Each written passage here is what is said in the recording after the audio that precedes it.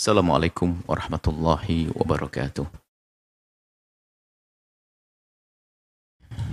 Alhamdulillah. Nahmaduhu subhanahu wa ta'ala hamdan yuwafi ni'amahu wa yukafi mazidah. Ya Rabbana lakal hamdu kama yanbaghi li jalali wajhika wa azimi sultanik. Subhanaka la nuhsi thana'an 'alaika anta kama athnaita 'ala nafsik. Walakal hamdu wa lakal syukru 'ala dzalik. Allahumma salli wa sallim ala habibina sayyidina Muhammadin wa ala alihi wa ashabihi wa tabi'ina lahum bi ihsanin ila yaumiddin. Allahumma ya Rabbana nas'aluka mahabbata habibika sayyidina Muhammad.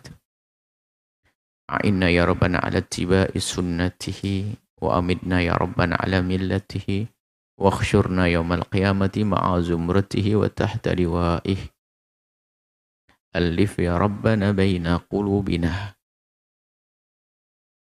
waj'alna ya Rabbana minal mutahabbina fik wa minal mutajalisina fik wa minal mutazawirina fik wa minal mutabadhilina fik.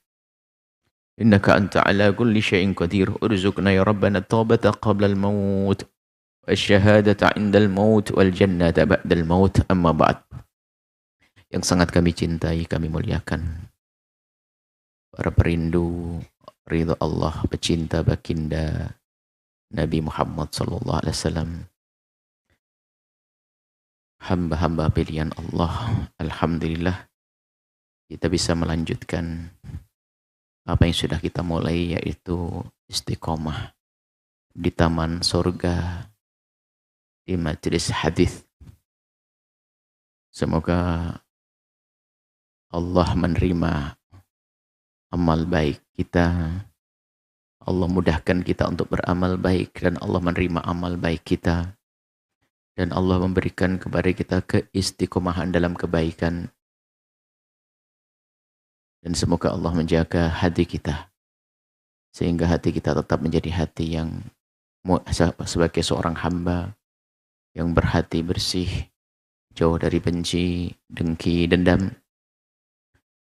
Dan semoga Allah menjadikan kita hamba yang mudah saling memaafkan, mudah meminta maaf, jauh dari berbuat zalim dan jauh dari dizalimi. Kami kukuhkan kembali bahwa majlis itu disebut oleh Nabi dengan tempat turunnya rahmat. Kadang disebut sebagai taman surga, disebut dengan tempat ridho-Nya Allah. Banyak gelar-gelar yang disebutkan oleh baginda di tempat-tempat mulia semacam ini. Maka pastikan bahwa kita meyakini apa yang dikabarkan oleh baginda, kemudian akan menomorsatukan majlis ini. Tidak boleh diganggu oleh apapun dan siapapun. Kalaupun seandainya ada sanak kerabat datang ke rumah kita, kesempatan untuk kita bawa mereka ke majelis ini. Jangan justru kita ngikuti mereka, sehingga seolah-olah kita tidak punya kegiatan kemuliaan yang bisa ditiru. Mungkin ada keponakan, sepupu, saudara, saudari datang ke rumah Anda di jam-jam seperti ini. Pastikan bahwasanya mereka ikut serta bersama Anda ke tempat mulia ini. Semakin indah. Cuman kadang kita tidak punya ide, tidak punya cara, sehingga ada tamu satu pun menjadi berantakan urusan pengajian kita. Jadikan ini nomor satu. Kalau seandainya ada orang ngajak bisnis, ada sebuah transaksi, bilang nanti setelah majelis deh, nanti sambil minum teh di pinggir sana, warung sana, biar hadir pengajian terlebih dahulu. Ini adalah orang cerdas. Jangan sampai di rumah kita kedatangan tamu, malah kitanya tidak ikut ngaji. Tidak kita budayakan di rumah kita untuk budaya menghormati majelisnya Rasulullah.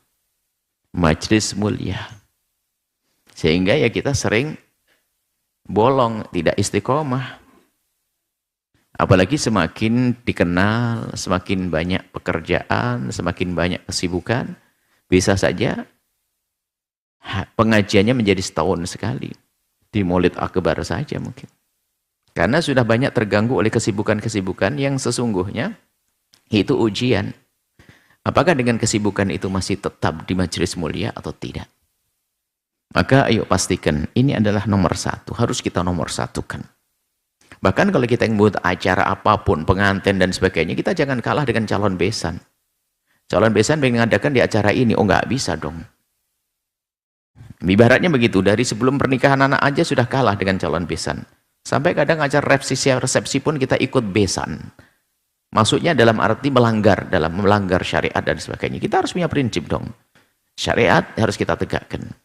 Kita bilang, enggak, ini ada pengajian buat saya. Susah. Kalau saya meninggalkan pengajian. Di saat sudah bisa mengutamakan yang diutamakan Nabi, lihat sukses dia. Di saat bisa menomorsatukan yang dicintai Nabi, sukseslah dia.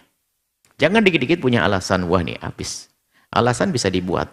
Pernah kami hadirkan, kalau orang pemalas itu, dia akan bisa membuat 1000 alasan untuk tidak mengerjakan sebuah pekerjaan yang baik. Tapi kalau orang sudah punya kerinduan dan dia rajin dalam kebaikan, dia punya 1000 jalan untuk sampai kepada tujuan.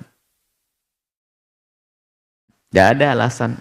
Inilah kami kokohkan majelis ini. Tolong, jika ada tamu di rumahmu, jadikan tamumu ikut menghadiri majelis ini. Ini baru istimewa. Kita budayakan seperti itu. Ayo. Sehingga mungkin sepupu Anda, ponakan Anda akan datang di hari ini karena apa? Sekalian ikut pengajian. Oh dahsyat. Anda sukses. Anda sukses. Baik, kita akan mulai sekelumit dengan kitab haji dan umroh yang memang sudah kita mulai sebelum puasa. Semoga semuanya dimudahkan untuk bisa naik haji. Dan umroh sebelum kita membaca kitab At-Targhib wa Tarhib. Kita sudah sampai ke bab tawaf. Kita sampai kepada bab tawaf. Tawaf rukun di dalam umroh dan rukun di dalam haji. Dan tawaf ada macam-macam. Ada tawaf wajib yang merupakan rukun, ada wajib bukan rukun, ada tawaf sunnah. Dan cara bertawaf ini disebutkan di sini, cara bertawaf ini adalah penjelasan pertama menutup aurat. Kalau ingin tawaf harus menutup aurat. Di dalam madhab kita Imam Syafi'i, tolong perhatikan, semoga bisa umroh beneran, haji beneran. Di dalam madhab Syafi'i wajib menutup aurat. Seperti Anda di dalam sholat. Laki-laki pakai baju ihram, pusatnya jangan kelihatan. Jika pusatnya ikut mengintip Ka'bah, tidak sah. Pusar. Nah, jangan biarkan, wahai para bapak-bapak, pusar Anda tuh ngintip Ka'bah. Ikut tawaf. Ya, dia harus ditutup. Ini harus paham, karena aurat bagi kaum pria adalah antara lutut dengan pusar. Pusar atau pusat sih?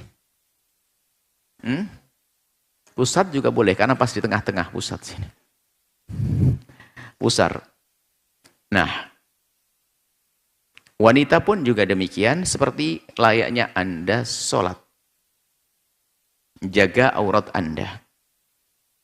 Dalam madhab kita Imam Syafi'i, aurat yang harus ditutup adalah seperti aurat ketika melaksanakan sholat. Mungkin ada yang berkata, waduh pas umroh kemarin saya nggak pakai kaos kaki nih, gimana? Pas umroh kemarin, wadah pusat saya bukan segera ngintip, melototin Ka'bah. Gimana nih? Karena mungkin perut saya agak nonjol ke depan sehingga yang namanya sarung turun ke bawah. Apa? Baju ihram. Ini bagaimana nih? Sudah terjadi. Ini kita bahas nanti. Yang penting ini ke depannya hati-hati. Bicara yang akan datang ini. Yang lalu biar berlalu. Ada jawabannya bagi yang telah berlalu.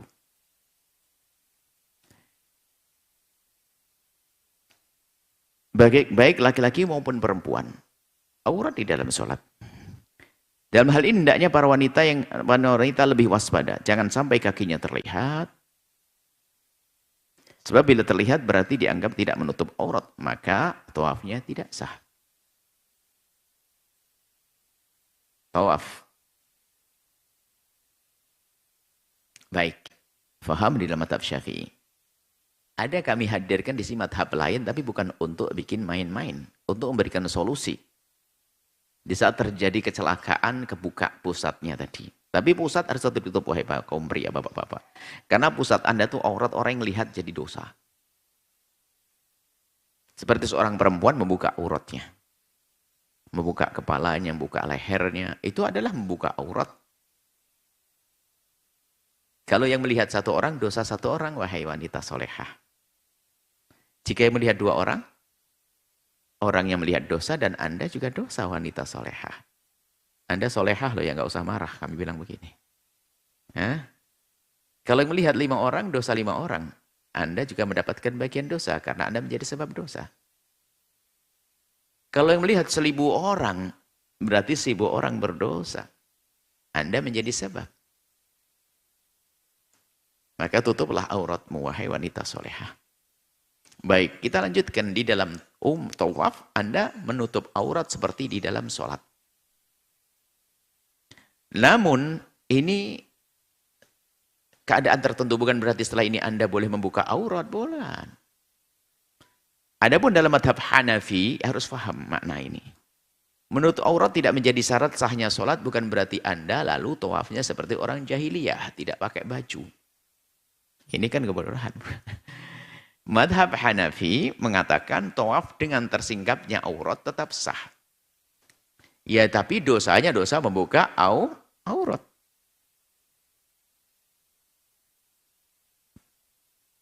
Karena tidak dianggap sebagai syarat sah, seperti tidak dianggap sebagai syarat sahnya tawaf, ya enggak tawafnya enggak terganggu dengan membuka aurat. Tapi dosanya dia dosa membuka aurat. Dalam madhab Hanafi tetap sah dalam keadaan tersingkap auratnya. Nah, kami hadirkan di sini pendapat madhab Abu Hanifah ini untuk solusi jika terjadi misalnya ibu-ibu kaos kakinya bolong.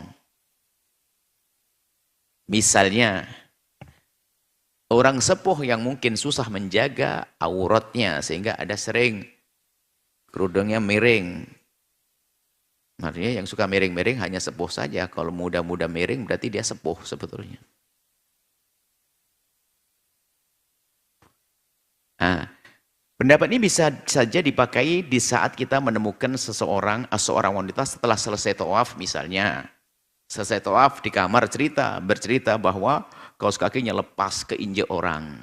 Atau robek. Jangan balik lagi, kasihan dia. Sudah seumur begitu, balik lagi. Ya sudahlah, kamu ikut mazhab Hanafi kan taklid setelah melakukan pekerjaan, ada yang mengatakan boleh, kan begitu, sudahlah, tidak apa-apa. Digampangkan dari orang awam kok. Begitupun bagi orang tua, usia lanjut, atau orang sakit yang sulit baginya menutup aurat dengan sempurna. Maka pendapat ini adalah solusi kemudahan yang perlu dihadirkan dalam keadaan tertentu untuk kemudahan. Bukan berarti setelah itu Anda seenaknya, mentang-mentang sah lalu Anda buka kerudung Anda di sana, Anda dosa dengan membukanya. Harus paham. Tidak beda seperti kalau lagi puasa, kemudian orang membuka auratnya, puasanya sah-sah. Orang puasa, perempuan jalan-jalan di pasar telanjang, puasanya sah, ya sah, tapi dosa, ngapain telanjang? Kan hanya orang gila yang telanjang. Kalau orang gila nggak batal, nggak dianggap puasanya. Baik. Ini adalah masalah tawaf. Ini kemudahan sengaja kami hadirkan karena memang ini pernah terjadi yang demikian ini. Ya pun sudah dikasih pembekalan itu namanya kaos kaki. Ada kaos kaki yang hanya sekedar atau kaos kakinya kepanjangan ujungnya keinjak sama orang. Kita jalan, ketinggalan itu kaos kaki. Bisa jadi itu dan mungkin sekali. Makanya sengaja kami hadirkan di sini bukan dijadikan prioritas, bukan kita langsung dari awal buka aurat, tidak. Jika ternyata di perjalanan itu tersingkap, kemudian bingung cara menutupnya, sudahlah, ikut mazhab Abu Hanifah. Dianggap sah, dan melanjutkan amaliyah selanjutnya, manasik selanjutnya. B. Bersuci dari hadas dan najis. Harus Anda terbebas dari najis dan hadas, kecil dan besar. Harus punya wudu. Harus punya wudu. Suci dari haid. Nggak boleh punya haid. Nanti masalah pembahasan haid, nanti masalah haid akan dibahas di penghujung. Ini nanti di akhir pembahasan. Syarat sahnya tawaf yang kedua adalah suci dari hadas. Baik hadas kecil maupun hadas besar. Jika berhadas kecil maka wajib berwudu, sedangkan jika berhadas besar maka wajib mandi besar. Begitu juga jika terkena najis, bajunya terkena najis jangan dipakai. Ganti yang suci. Maka harus bergegas menyucikannya. Bergegas menyucikannya, harus suci. Nah, nanti ada najis yang dimaafkan, di babnya beda nanti. Mungkin perlu disisipkan juga. Ditambahkan nanti, dicetakkan berikutnya ada catatan kaki, udur-udur karena najisnya.